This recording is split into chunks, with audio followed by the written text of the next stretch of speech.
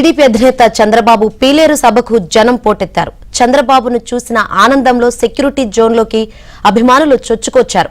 D జోన్లోకి జనం రావడంతో NSG కమాండోలు alert అయ్యారు.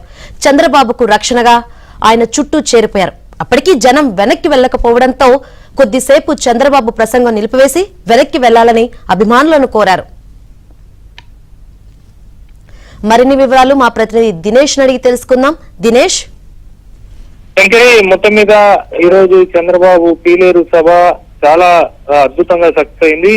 అనుకున్న దానికంటే కూడా ఎక్కువ మంది, వేలాది మంది తరలి రావడంతో సభా ప్రాంగణం అంతా కూడా క్రిక్కిరిసిపోయింది. చంద్రబాబు కూడా తన ప్రసంగంలో తాను హెలికాప్టర్లు వచ్చేటప్పుడు కూడా పీలేరు టౌన్ లో ఉండే రోడ్లన్నీ కూడా జనసంద్రం అయ్యి ఎక్కడికక్కడ ట్రాఫిక్ జామ్ అయ్యే విషయాన్ని అక్కడి నుంచి చూసినట్టు కూడా చెప్పడం జరిగింది.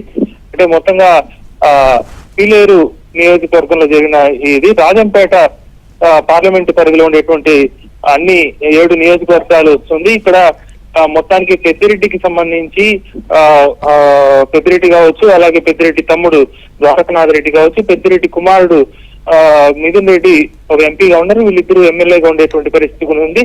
ఈ నేపథ్యంలో ఇక్కడ జరిగినటువంటి సభ సక్సెస్ కావడం అనేది చర్చనీయాంశంగా ఉంది. మొత్తంగా చంద్రబాబు కూడా తన ప్రసంగంలో పెద్దిరెడ్డికి సంబంధించినటువంటి అనేక అంశాలను ప్రస్తావించారు. మరోవైపు అత్యంత కీలకమైన విషయం ఏంటంటే డి జోన్ లోకి విపరీతంగా వెళ్లిపోవడం జరిగింది. భద్రతా వైఫల్యం స్పష్టంగా కనిపించింది. పోలీసులు డి జోన్ లోకి వెళ్లకుండా ఆపాల్సినటువంటి పోలీసులు పూర్తిగా శాసకుడికి ప్రేక్షక పాత్ర పోషించడం అనేది విమర్శలకు దారి తీస్తా ఉంది. మామూలుగా అయితే Z+ కేటగిరీలో ఉండేటువంటి చంద్రబాబు మీటింగులకి డి జోన్ లోకి వెళ్లడానికి వీల్లేదు. చాలా పటిష్టమైనటువంటి భద్రత ఖచ్చితంగా ఏర్పాటు చేయాలా. అయితే పూర్తిగా పోలీసులు ఎవరు అక్కడ కనిపించిన పరిస్థితి. ఆ తర్వాత వేదికనెక్కి కనిపించినటువంటి పరిస్థితి ఉంది. దాంతోపాటు మైక్ కూడా కట్ అయిపోయింది. అక్కడ కార్డ్లెస్ మైక్ ఏదైతే చంద్రబాబు యూజ్ చేస్తారో అది కూడా కట్ అయిపోయిన పరిస్థితి ఉంది. మొత్తంగా చంద్రబాబు సభలో భద్రతా వైఫల్యంతో పాటుగా టెక్నికల్ గా కూడా ఏదో చేశారని అయితే మాట్లాడుకుంటున్నారు. ఎక్కడ మైకులు కూడా, అంటే చంద్రబాబు ప్రసంగించేటువంటి ప్రసంగము జనంకంతా వినపడేటట్టు చాలా పెద్ద ఎత్తున మైక్ సెట్లన్నీ కూడా ఏర్పాటు చేశారు.